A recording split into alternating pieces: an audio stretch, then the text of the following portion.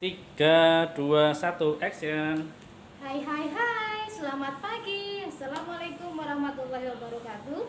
Jumpa lagi dengan saya Bu Asir Rahayu dari SMA Negeri 10 Semarang. Era normal belajar tidak berhenti belajar. Ayo kita belajar di mana saja, kapan saja. Hari ini materinya adalah prakarya kewirausahaan, tahapan yang terakhir. Apakah itu? Kemasan. Cekidot, kemasan go green. Siapa takut?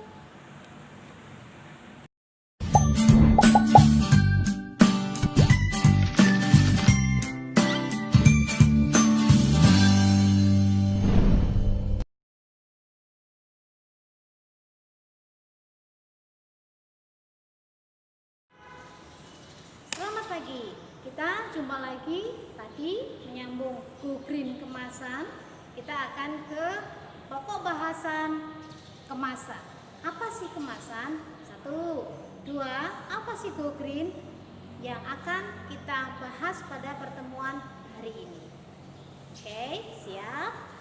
Pertama, masih ingat bahwa produksi terdiri dari 4 tahap. Tahap pembahanan, tahap pembentukan, perakitan, dan penyajian. Di tahapan kemasan yang akan kita bahas, ini include di dalam tahapan penyajian. Bagaimana kita memproduksi, bagaimana kita mengemas, bagaimana kita menjual. Kita bisa membuat, kita bisa juga menjual. Nah, pada tahapan penyajian ini apa sih yang benar itu? Kenapa harus kita pisahkan? Kita harus beribet-ribet bercerita tentang kemasan, karena kemasan ini menentukan sebuah produk. Ada peribahasa yang mengatakan don't judge with the cover, but kalau saya lebih suka dengan kalian sebuah peribahasa yang kita miliki, kemasan kita, packaging kita, kemasan kita menunjukkan berapa berharganya kita. Valuable thing in yours include appears with your packaging. Setuju? Boleh? Gak setuju? Gak boleh. It's easy. Nah, kemudian Mas Mbak, pada kemasan SMA, kenapa kita harus membedakan tahapannya, jenisnya? Karena kalian sudah mulai menjadi generasi milenial. Generasi milenial, what's milenial? Harus paham dengan lingkungan sekitar. Kemasan dari 4. Nah, sekali lagi saya suka angka 4. Kemasan primer, sekunder, tersier, kuarter. Ini kemasannya. Primer itu apa? Kemasan primer adalah kemasan yang melekat pada sebuah produk.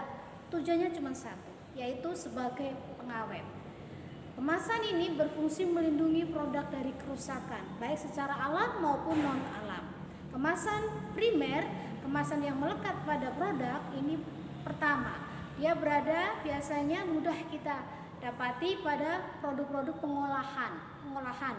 Coklat yang kalian punya itu pasti diselimuti oleh aluminium foil. Kemudian ciki-ciki, generasi micin mesti ngerti ciki-ciki atau taro ataukah apa, itu selalu belakangnya adalah aluminium foil. Tujuannya supaya lebih crunchy, tetap awet, tetap renyah. Nah, ini kemasan pada produk pengolahan. Kemudian kau beli sepatu Reebok, kau beli sepatu Adidas, tentu di dalamnya ada obat kecil nih. Fungsinya apa sih? Pernahkah kau pikirkan? Itu fungsi sebagai pengawet. Beda kalau kamu beli sepatu di toko biasa dengan toko yang ada mereknya tuh, pasti kemasannya berbeda. Pada asli dengan pada asli, Diadora yang asli dan sebagainya. Paham pasti merek-merek yang di situ ada satu kotak kecil. Fungsinya sebenarnya adalah untuk menyerap zat yang tidak baik. Jika sudah menggunakan itu, inilah kemasan primer. Kemasan primer, kemasan yang melekat kepada produk. Tujuan utamanya pengawetan. Gitu? Nah, kalau sudah paham, kita ke kemasan yang kedua, yaitu kemasan sekunder. Kemasan sekunder adalah kemasan yang berfungsi sebagai identifikasi produk. Apa itu identifikasi produk? Identitas. Kalian jangan beli Indomie dapatnya mie sedap. Kalian beli Liverpool dapatnya Novo. Kenapa? Karena orang Indonesia, Yamaha itu punya Honda, Honda itu punya Yamaha, Yamaha Mio, Honda Mio. Ada banyak yang bilang memang seperti itu. Kemasan sekunder, kemasan sebagai identitas produk, melekat kepada produk sebagai pembeda dari yang lain. Kalian jalan-jalan nih ke Walsar yang Indonesia nih, ada Indomaret, Alfamart, warung-warung sekitar. Kalau beli Indomie ya pasti ada merah putihnya. Kalau beli yang kemasan antiseptiknya lebih banyak ya ada Lifebuoy, pasti ada merah putihnya. Itu ada tujuannya. Kalian beli coklat Silver Queen atau Silver Queen-nya, ada Toblerone, ada Delphi dan sebagainya. Dia punya identitas. Kadang-kadang kalau kamu hangout ke mall, coba deh lihat. Kamu pergi ke ke warung, lihat deh. Di situ ada beberapa jenis produk yang membedakan satu dengan yang lainnya. Itu kemasan sekunder, kemasan yang berfungsi sebagai identitas. Nah, yang ketiga adalah kemasan tersier. Apa sih kemasan tersier? Pengangkutan, wadah yang memudahkan untuk membawa. Anda membawa 20 coklat dalam satu wadah, 20 mie dalam satu wadah, 20 apapun itu barang, kalau dia hanya dibawa begini dengan ada kardus kan berbeda. Kemasan yang ketiga adalah kemasan tadi, pengangkutan tersier. Quarter itu yang keempat. Untuk kemasan yang produk-produk yang dia memiliki tingkat resiko tinggi, resiko rusak, resiko pecah, maka ada tulisan nih di kardusnya. Jangan dibanting, jangan diinjak, jangan dipanaskan, jangan segala macam. Ini berarti dia sudah kemasan yang keempat.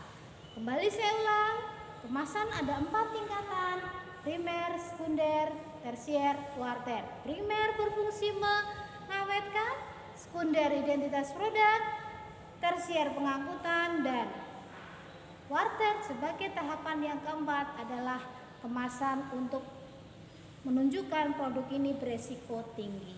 Bisa dipahami? Nanti saya akan menunjukkan beberapa video, kalian akan analisis apakah dia menggunakan primer, sekunder, tersier, atau kuarter.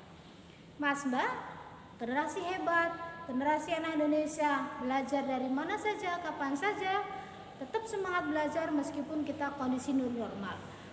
Ingat, kemasan yang kita gunakan sedikit banyak tetap berpengaruh kepada biaya produksi. Kita harus ingat biaya kemasan adalah masuk ke dalam biaya pemasaran 10% dari biaya produksi. Kita harus pikir baik-baik, kemasan apa yang akan kita gunakan. Ada sini styrofoam, ada ini staples, ada ini mika, plastik. Kenapa? Kemasan ini boleh nggak dipakai? Jajanan di Indonesia, kemasan Indonesia paling nggak malah menggunakan keempat bahan ini. Tetapi sebenarnya keempat bahan ini adalah beresiko tinggi, menuakan bumi kita, mematikan hidup kita, karena dia tidak dapat dicerna dalam waktu yang singkat oleh bumi. Jadi bagi kalian harus ingat segitiga. Ada reuse, reduce, reusable.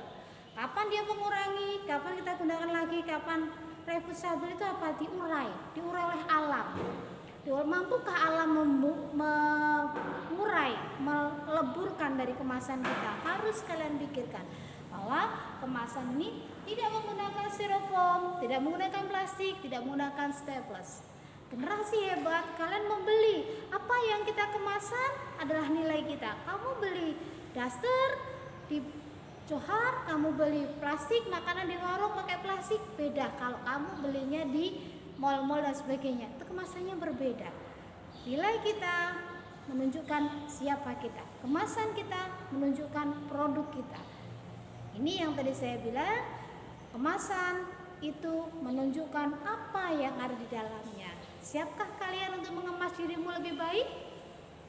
Oh, great. Kemasan kita adalah kemasan yang go green. Go green. Kita generasi hebat, generasi new normal, generasi yang sadar akan lingkungan. Generasi ini adalah generasi 20 tahun lagi yang akan datang bagi Indonesia Raya di masa milenial. Sanggup? Inilah kemasan. Setelah ini kalian bisa melihat video double foto yang ada di bawah link daripada ini di akun channel saya di YouTube Asih Rahayu 10 SMA Negeri 10 Semarang dan rasi72@yahoo.com. Kalian akan ketemukan soal-soal yang bisa kalian jawab. Easy, you are be good student. Kalau sudah sepakat, mari perbanyak ilmumu dimanapun, kapanpun, dan dari manapun. Rumah belajar bisa, apapun bisa. Bukumu harus tetap kau buka. New normal bukan berarti untuk tidur ya. Kemasan, Go Green, ini hanya salah satu saja yang harus kalian pelajari. Oke, tetap sehat, tetap semangat. Jumpa lagi dengan saya nanti di channel yang lain. Assalamualaikum warahmatullahi wabarakatuh.